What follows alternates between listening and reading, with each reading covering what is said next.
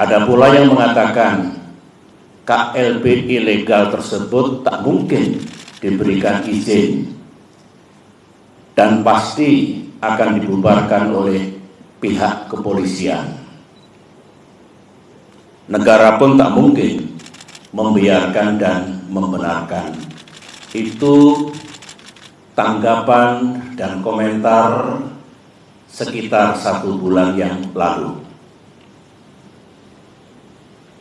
Tetapi hari ini sejarah telah mengabadikan apa yang terjadi di negara yang kita cintai ini. Memang banyak yang tercengang, banyak yang tidak percaya bahwa KSP Muldoko yang bersekongkol dengan orang dalam benar-benar tega dan dengan darah dingin melakukan kudeta ini. Sebuah perebutan kepemimpinan yang tidak terpuji, jauh dari sikap kesatria dan nilai-nilai moral, dan hanya mendatangkan rasa malu bagi perwira dan prajurit yang pernah bertugas di jajaran Tentara Nasional Indonesia. Termasuk rasa malu dan rasa bersalah saya yang dulu beberapa kali memberikan kepercayaan dan jabatan kepadanya. Saya memohon ampun kehadirat Allah Subhanahu wa Ta'ala, Tuhan yang Maha Kuasa, atas kesalahan saya itu. Sebagai seorang yang menggagas berdirinya Partai Demokrat, termasuk yang membina dan membesarkan partai ini dan bahkan pernah memimpinnya, tak pernah terlintas dalam pikiran saya bahwa Partai Demokrat akan dibeginikan. Saya benar-benar tidak menyangka, karena sewaktu selama 10 tahun saya memimpin Indonesia dulu, baik secara pribadi maupun Partai Demokrat yang saya bina, tidak pernah mengganggu dan merusak partai lain seperti yang kami alami saat ini. Saudara-saudara, saya tahu bahwa Ketua Umum Partai Demokrat AHY yang terus-menerus memimpin upaya untuk mempertahankan kedaulatan partai telah mengeluarkan berbagai pernyataan.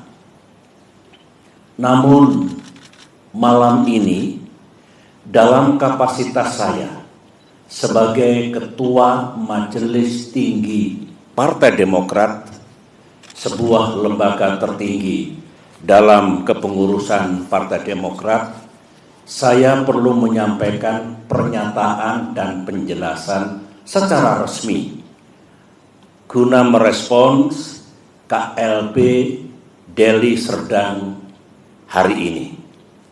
Mengapa saya harus mengeluarkan pernyataan pada malam hari ini? Karena sesuai dengan AD dan ART Partai Demokrat tahun 2020 yang telah disahkan oleh negara dan pemerintah melalui Kemenkumham, Kongres Luar Biasa atau KLB sebenarnya lebih menjadi domain Majelis Tinggi Partai, bukan domain ataupun kewenangan Ketua Umum Partai Demokrat. AD dan ART sesuai dengan undang-undang partai politik yang berlaku saat ini adalah peraturan dasar bagi kehidupan partai politik. Sama halnya dengan undang-undang dasar atau konstitusi yang berlaku bagi negara, yang baik itu undang-undang dasar maupun anggaran dasar mengikat secara hukum. Karenanya, segala kegiatan partai yang tidak sesuai dan bertentangan dengan AD dan ART adalah tindakan yang ilegal atau melawan hukum. Mari kita lihat, apakah KLB Deli Serdang tersebut legal atau sah secara hukum?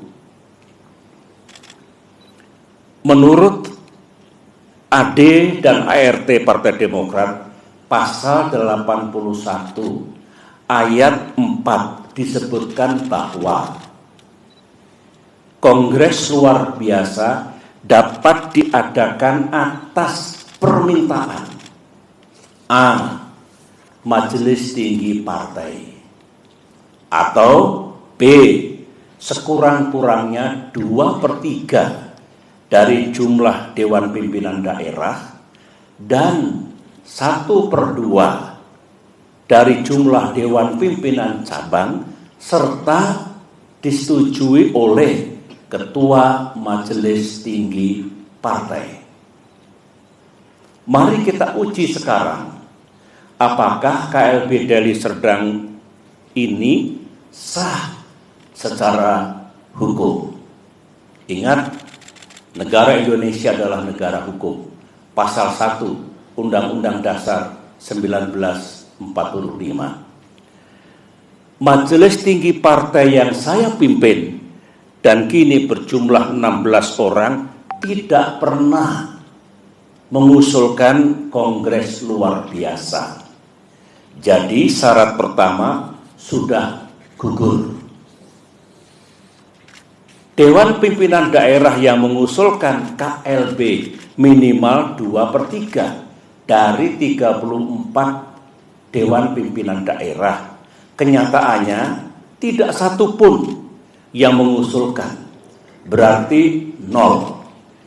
Jadi tidak memenuhi syarat yang kedua. Dewan Pimpinan Cabang yang mengusulkan KLB minimal 1/2 dari 514 DPC. Kenyataannya hanya 34 DPC yang mengusulkan, berarti hanya 7% dari seharusnya minimal 50%. Jadi tidak memenuhi syarat yang ketiga. Usulan DPC dan usulan DPD dan DPC harus mendapatkan persetujuan Ketua Majelis Tinggi Partai, dan saya sebagai Ketua Majelis Tinggi Partai tidak pernah memberikan persetujuan atas pelaksanaan KLB ini. Jadi syarat keempat pun tidak dipenuhi.